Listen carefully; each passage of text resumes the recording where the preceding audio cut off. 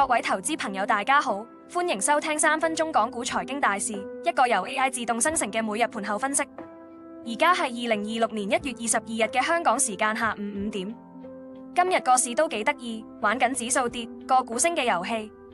A 股嗰邊，三大指數晏晝收市表現參差，上海綜合指數跌咗0.15%，報4132點。深圳成分指數微跌，但創業板指就升咗1.01%，報3328點左右。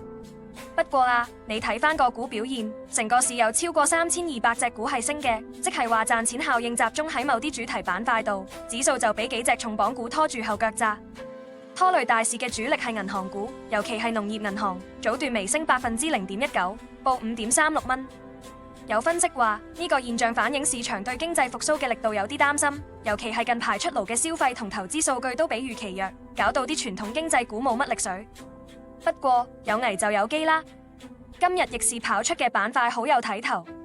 商業航天概念股真係威威，因為有消息話國內首個海上液體火箭發射回收試驗平台就快投入用，刺激到板塊內10幾隻股份漲停啊！另外，遊戲同埋煤炭板塊都跟住上，好似大有能源咁，直線拉升漲停，似乎同冬季需求有關係。講到個股焦點，不得不提阿里巴巴，佢港股價今日午盤升咗0.98%，去到164.8蚊左右。你知唔知啊？佢股價過去1年已經翻咗1倍，今年到而家累積升幅都超過14%啦。背後嘅催化劑，好大程度係佢嘅 AI 業務有突破。據證券時報報道，阿里嘅千問大模型開源生態做得好好，衍生模型數目突破20萬個，成為全球首個達標嘅開源大模型，日均下載量過100萬次，市場對佢嘅 AI 前景幾有信心。至於憂慮方面，就要留意一啲之前升得多嘅板塊，好似半導體同貴金屬，今日都有衝高回落嘅跡象，似乎有啲資金想獲利回吐。西部黃金呢類股份跌超過5%，短期追入就要小心啲啦。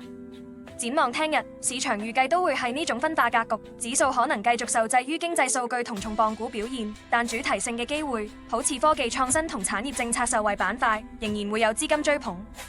聽日仲有隻新股龍奇科技喺香港主板掛牌，定價31蚊，有興趣嘅朋友可以留意下。